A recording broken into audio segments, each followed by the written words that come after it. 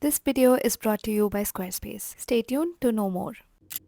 Hello everyone and welcome back to my small studio. I am a gold porcelain clay artist and I make cute clay charms to keep my inner child alive and hopefully give you all a serotonin boost. I also converted this hobby of mine into a business, and so today I wanted to share my clay art and business supplies with you guys. And I really hope that it will be helpful for you guys. Before we start discussing about the tools and the supplies, let's talk about what exactly is gold porcelain. Gold porcelain clay is a type of clay that we can easily make at home, and because of this a lot of people tend to believe that it's a low quality clay meant for kids, much like Play-Doh. But that is absolutely not true, because gold porcelain, if made correctly, is a really high quality clay, and a lot of professional artists use this for things like flowers and figurines, where they want their pieces to have a lot of details but at the same time they don't want it to be too heavy. You can also buy store-bought gold porcelain, but I personally make my own every time I make my orders. And now that we know a little bit about gold porcelain, let's talk about the basic tools that you will need to sculpt. So the first two main tools that I use all the time is a dotting tool and an X-Acto knife. And these are two of the most important things that I need when I'm making the faces of my characters. So first, when I'm making the eyes, I use a dotting tool to mark out where I want the eyes to go. Using the same tool, you can carry around the pieces of clay to attach it into the cavity that we made with the same tool. Dotting tool set comes in a set of 5, and you can just choose them according to your preference. Now sometimes we don't want round eyes, we want closed eyes, or maybe we want to add thin tiny details like the face. And to make those thin little strips, I recommend you to get a paper pad and an X-Acto knife. I prefer to roll out my clay on top of a paper to get thin strips like this, and that's because paper provides a little bit more friction than your hand and it rolls out really perfectly. And then using my X-Acto knife, I just cut these thin pieces out.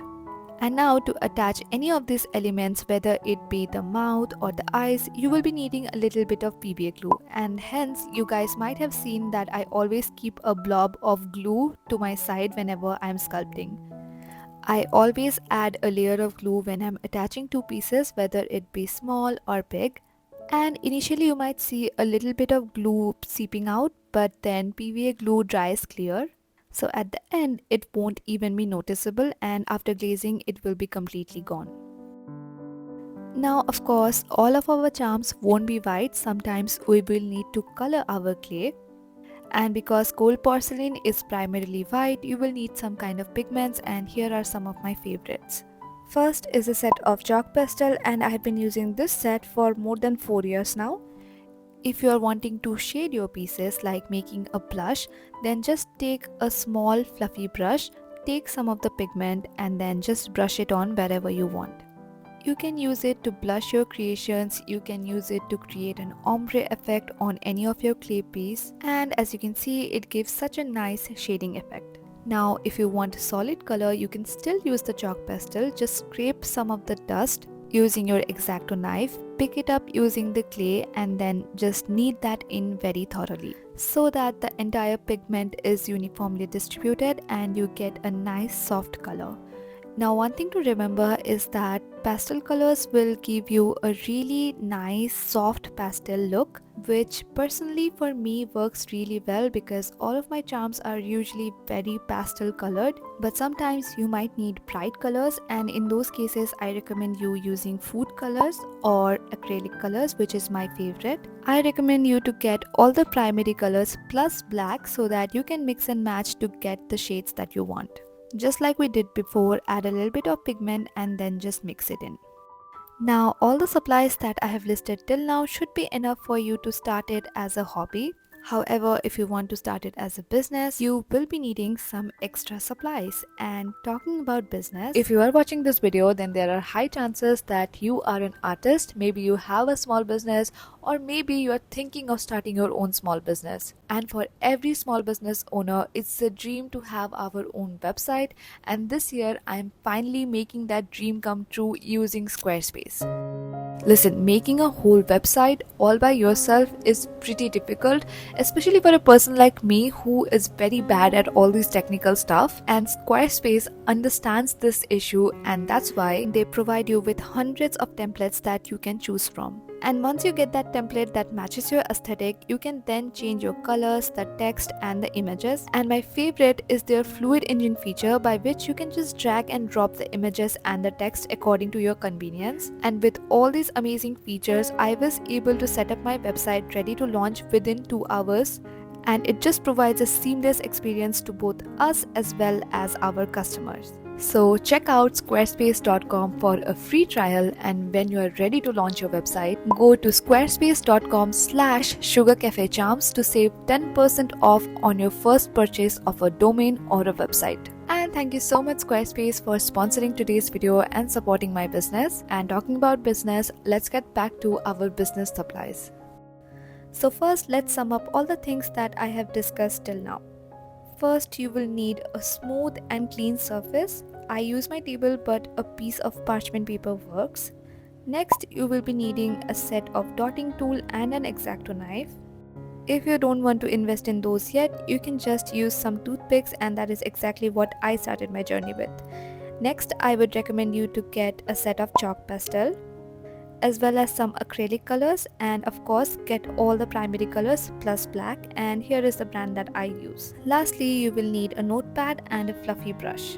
Now all of these tools should be enough for you to start your own clay journey. And then if you decide to expand it more into a business, then here are some supplies that I would recommend you to get. And first one are these molds. Silicone molds like this comes in very handy, and here are all the molds that I own till now. Now of course, if you prefer, you can just hand sculpt all the biscuits or bows or ice creams, but when you are running a business, you also want everything to be time effective, and silicone molds like this can help you save a lot of time. And I will tag some of my favorite mold makers and mold shops in the description below. Along with silicone molds, I also use a lot of clay cutters and paper punches. All this actually came in a set, and it was also very inexpensive, so I think if you are starting a business, this is a great investment. And the great thing about using tools is that they give you consistent results every time, and saves you a lot of time, honestly. But again, these are not necessity, you can just buy them as you go. And I have saved all of these over the 2 years of me making clay charms. Also, if you're running a business, then you have to be consistent with the sizes and the proportion of your charms, and in those cases, a small pocket weighing machine is really helpful. This one is a bit in a rough condition, but it still works, and it makes my life so much easier because I am really bad at eyeballing. So by weighing each of the clay balls, I can make sure that all my charms will somewhat look similar to each other.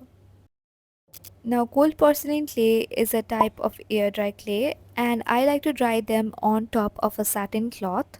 Charms of this size will take around 5 to 7 days to dry up completely, and after that it's time for glazing our charms. You can just leave them as they are, but just to give that extra layer of protection, I really like using UV resin. With UV resin, you of course need a pair of gloves, a respirator, and also a UV light. How I like to glaze my charms is to do the face first, so that the resin does not flow everywhere.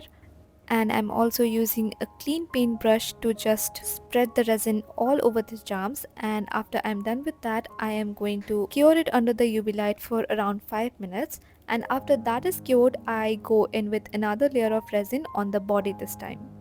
With UV resin, it's preferable to work in section, just so that the resin does not flow everywhere, and once you are done with each part, it's necessary that you cure it under a UV light. And here is a side-by-side comparison of the glazed versus an unglazed charm. UV resin gives it a really nice shine, makes it waterproof, and overall gives a very aesthetic and polished look. However, I know that a lot of people like it to be matte, so it totally depends on your and your customer's preference. Cold porcelain usually is very strong, so you can sell it that way, but just know that it is water soluble, so just keep it away from water as much as possible. Now that our sculpting glazing is done, we need to convert them into keychains, and a lot of time you guys might have seen me using these designer keychains. You can usually get these keychains at Etsy, and if you're getting it in bulk, then usually it's a bit cheaper. But just know that all these designer keychains, because they are imported, are usually a little bit more expensive, but I just love adding them because I feel like they add a really nice aesthetic look to my charms. And I will be linking some of the Etsy shops selling these keychains in the descriptions below. Moving on to the eye pins and jump rings. These are little jewelry findings that you will be needing to attach your charm to your keychain. You can actually find all of these on Amazon, but I actually get them from another website called Beads and Fashion. This is not sponsored in any way, but this is the place where I get most of my findings, like jump rings, key rings, lobster clasps, earring hooks, earring studs, etc.